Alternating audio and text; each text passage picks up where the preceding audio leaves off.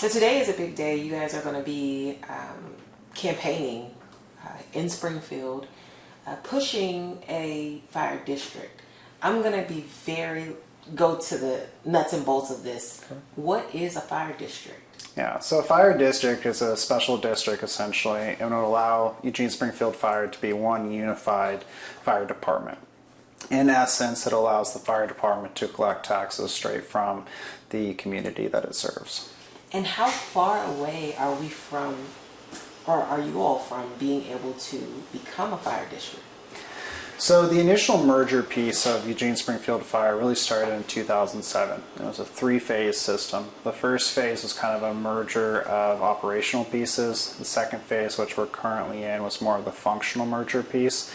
But it's still controlled by two cities and two separate budgets that kind of blend into our current budget. And that final step was phase three. And phase three is that fully unified fire department. And we're pushing for the fire district model. And it's really not that difficult of a switch into that model. So everything's on the table. It's just figuring out the last pieces that would allow for political willpower to push us into allowing the voters to vote on our governance package.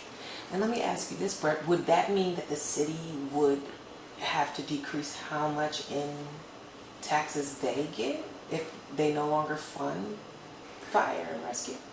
So there's a lot of complexities that come up as far as the questions with how the taxpayer money works. So ultimately with the district, there's the objective there of compression and looking now with our current tax system that happens there. So as we pull out of that, obviously funds will transfer essentially from the cities to the fire department, but how much of those funds is still part of that question.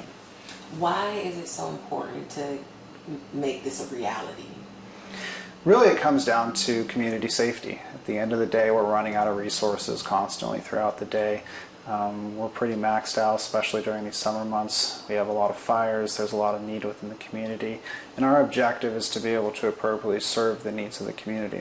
But our resources haven't adjusted to meet that need of the community. And the only option we see on the table is to merge fully and be a fire district. That would allow for a more balanced platform as far as funding model and increase the resiliency long term for the fire department. When would you say the resources stopped matching the need of the community? When did it start getting to the point where we are in over our heads with this? We can't get to every emergency in a timely fashion. When did that all start to be noticeable? You know, that's part of the complexity of this piece. So we obviously have what are the resource needs of Springfield, what are the resource needs of Eugene.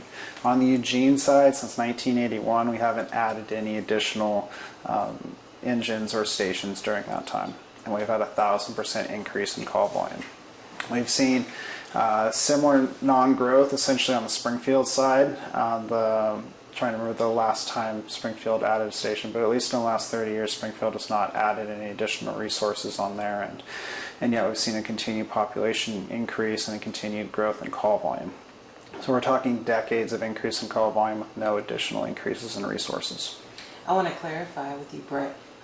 A fire district means budgets are consolidated. Correct.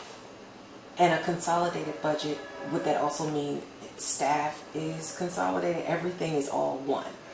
Yeah, so the ultimate goal of a fire district is to make it one entity. And so rather than having two separate payroll staff, one in Eugene, one in Springfield, HR staff on both sides too, the general funds and how those operate, obviously the money is coming from both sides. It is one single system that then controls the fire department structure. And how likely is it that this will happen, and what will it take for it to get across the finish line? So there's two pieces here. One is the political willpower of city leaders on both sides to push this objective forward and bring it to the voters.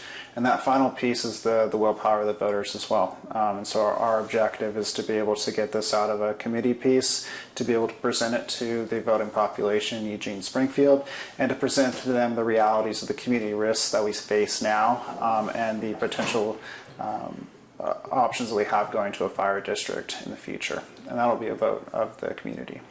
We may have some viewers confused about the tax piece of this. Would this mean a drastic increase in taxes for residents? So the goal is not to drastically increase taxes. Any option that's on the table is going to have some increase in funding pieces, and trying to figure out how we objectively do that is the question. So our goal is not to push something forward that's going to be a drastic increase on the taxpayers, but something that's going to be effective and efficient to the taxpayers.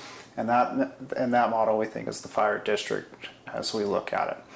Now there's a lot of questions as far as what I've talked about before, and how much money do we take from the city's funds, what can be new revenue given compression, a lot of those questions that still come into the picture. And when would you foresee this making it to the ballot?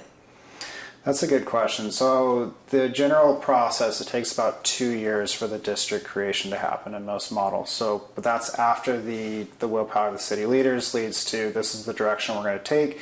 It's a 2-year process. So then start the pieces of functionally trying to merge all of the parts to it, understand the whole process, what's the taxing level at, and then to present that to the public to go, here is the structure we've created, here's what it can look like, now it's up to you as a citizen to vote whether that's something you support. And one more question for you, Brett.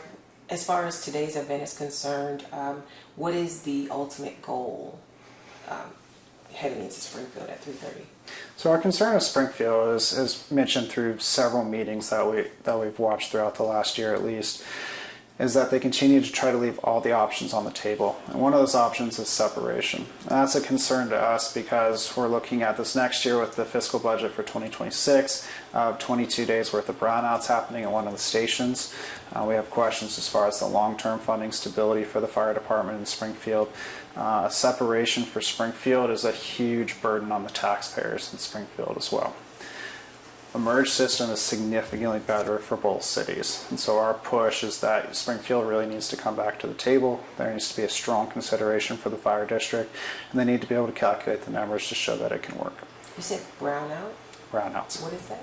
So brownouts are partial shutdowns of stations. So basically what they would do is they'd shut down a station for a number of hours to basically fit the fiscal quota that they're looking for in cuts.